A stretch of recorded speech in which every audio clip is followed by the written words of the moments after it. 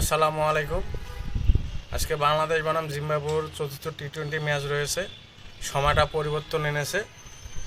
সকাল 10টা খেলাটা শুরু হওয়ার কথা থাকলেও খেলা শুরু হবে এখন সন্ধ্যা 6টায়। বাংলাদেশ কি পারবে আজকে ম্যাচটা জিততে?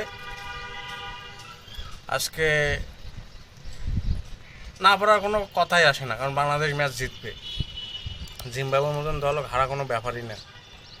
কেননা আজকের দলে ফিরছেন সাকিব আল হাসান, মুস্তাফিজুর রহমান, সৌম্য সরকার একাদশে ফিরতেছেন। নিশ্চিতভাবে বলা যাচ্ছে কেমন হবে আজকের একাদশ, কে খেলতে পারে।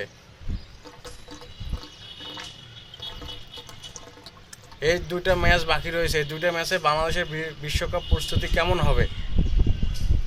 আসলে কি বাংলাদেশ পারবে বিশ্বকাপে ভালো কিছু করতে? দেখার অপেক্ষা রইল। বাংলাদেশ দলের জন্য রইল শুভকামনা।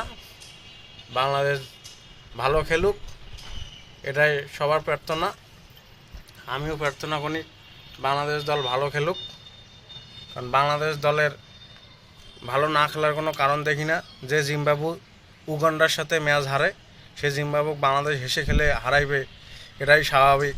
কিন্তু গত ম্যাচে আমরা দেখেছি যে জিম্বাবুর মতন দল বাংলাদেশকে প্রায় হারিয়ে দিয়েছিল, খুব কাছাকাছি চলে গেছিল। আসলে এই যে দলটা যে দিয়েছে বিশ্বকাপ দল, এখান থেকে বিশ্বকাপ দল চূড়ান্ত হয়ে গেছে মোটামুটি, প্রায় বলা যায়। খালি একটা স্পট নিয়েই আলোচনা চলছে যে তানজিম সাকিব নাকি রিশাদ হোসেন নাকি তানভীর ইসলাম। বেশি আলোচনা চলছে তানভীর ইসলাম এবং তানজিম সাকিবকে নিয়ে, যে 5টা পেস বলার নিয়ে যাবে না 4টা পেস বলার নিয়ে যাবে, 3টা স্পিনার নিয়ে যাবে না 4টা স্পিনার নিয়ে যাবে।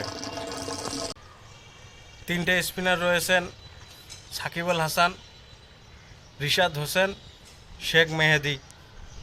এদিকে 5টা ফাস্ট বলার যদি হয় মুস্তাফিজুর রহমান, তাসকিন আহমেদ, শরীফুল ইসলাম, সাইফুদ্দিন, অলরাউন্ডার হলো সাইফুদ্দিন এবং তানজিম সাকিব।